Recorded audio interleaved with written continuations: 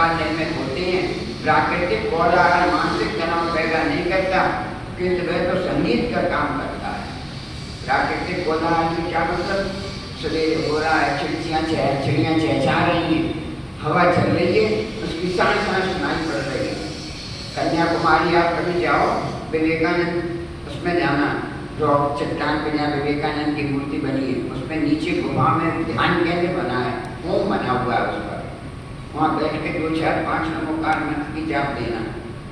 उसमें जो समुद्र की लहरें उठती हैं और शिला से टकराती हैं, उसकी आवाज़ इतनी अच्छी लगती है, इतनी अच्छी आवाज़ लगती है कि सुनने में आनंद। ये का वो लगता है कि पानी में भी आवाज़ होती है। वैसे पानी में क्या आवाज़, वहाँ बैठ के महसूस होता है कि पानी में भी आवाज़ होती है। आवाज़ सांस चलती है, उसमें भी आवाज़ होती है। चिड़चियाँ चहचहाती हैं, उसमें भी आवाज़ होती है।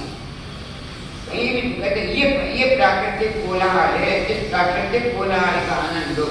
कोई कहीं भी बैठी हो, बोलती है, कमरे में आवाज़ आती है, मन प्रसन्न हो जाता है। कोई दिखाई नहीं पड़ रही कोई, लेकिन उसकी कुहू की आवाज़ से कहीं कमरे में बैठी हो, नहीं कोई बोले। प्राकृतिक कोलाहल, प्राकृतिक कोलाहल में कोलाहल भी निकल सकता है।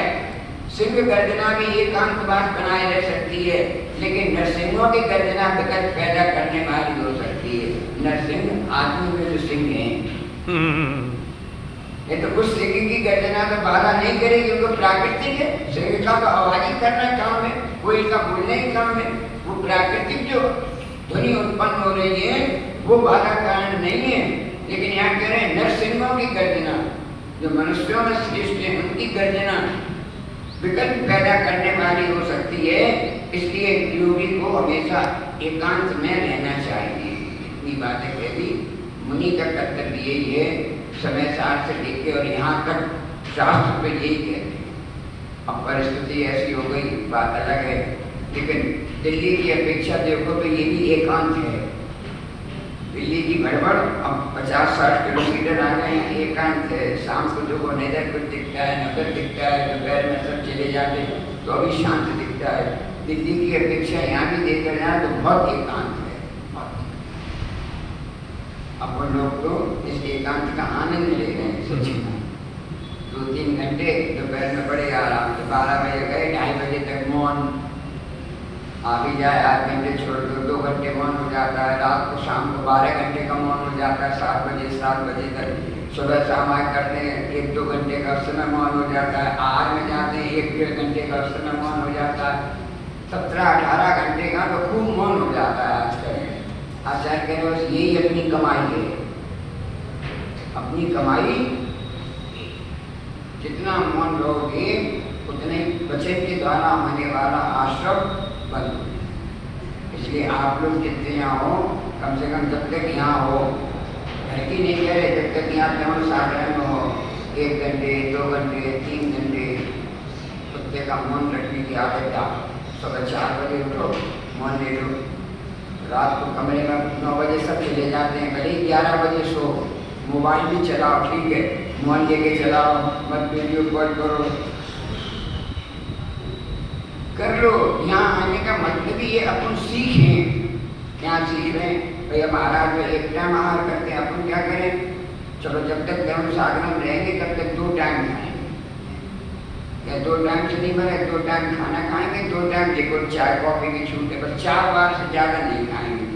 इतना करके देखो। यहाँ आने का मतलब ही ये है, अपन अपनी कुछ जो चर्या अलग चल रही थी, उस चर्या को यहाँ बदलने के लिए आए। यहाँ महाराजों की चर्या को सीखने के लिए आए। कुछ जीवन में परिवर्तन। चातुर्मास का मतलब ये है, इन 4 मासों में हम कम से कम 4 माह के 120 दिनों में 10-12-15 बातें तो ऐसी सीख लें जो पिछले साल अपने पास नहीं थी, और इस साल चातुर्मास से अपने को उपलब्धि हो जाए तो चातुर्मास का फायदा है। और जैसे पहले थे वैसे 3 महीने बाद भी वैसे के वैसे। तो वो कहा था, वही कुत्ते की पूंछ 6 महीने बाद खोलो तो अभी टेढ़ी की टेढ़ी निकलेगी। मतलब उन कुत्ते जैसे हो गए, जानवर जैसे कि 3 महीने 3.5 महीने चातुर्मास बनाया, और बाद में रहे जान छूटा कुछ भी नहीं। तब भी रात में खा रहे, जब भी रात में खा रहे। तब भी बिस्लरी पी रहे, जब भी बिस्लरी पी रहे, तब भी मंदिर नहीं जा रहे, जब भी मंदिर नहीं जा रहे, तो फिर चातुर्मास का फायदा क्या हुआ? इसलिए आचार्य यही कह रहे हैं, अपना ये कर्तव्य है चातुर्मास की दृष्टि से अपन अपने जीवन में कुछ उपलब्धि लाएं। और हर चातुर्मास में थोड़ी थोड़ी उपलब्धि भी हो जाए कि एक दिन घड़ा भर जाए। सच्ची बात, हमने तो आचार्य श्री के पास आकर से थोड़ी थोड़ा इकट्ठा किया। हर चातुर्मास में आते थे महाराज, एक नियम, एक सिक्का पुण्य का, एक ऐसा काम, एक ऐसा काम, इकट्ठा होता गया। चले तो अकेले थे, कारवां बनता गया, जो आगे चले सो बात हो गई। एक संयम से शुरू किया था, अब बढ़ते बढ़ते बढ़ते बढ़ते बढ़ते बढ़ते संयम की भीड़ इकट्ठी हो गई अपने साथ। को इतने नियम कहाँ से आ गए? गुरु के पास। आपकी यात्रा कोई, हम तो चाहते हैं आप भी ऐसी यात्रा करो कि जीवन में संयम बढ़ता जाए। बोलो तपाचार्य श्री कृष्ण सागर महाराज की जय।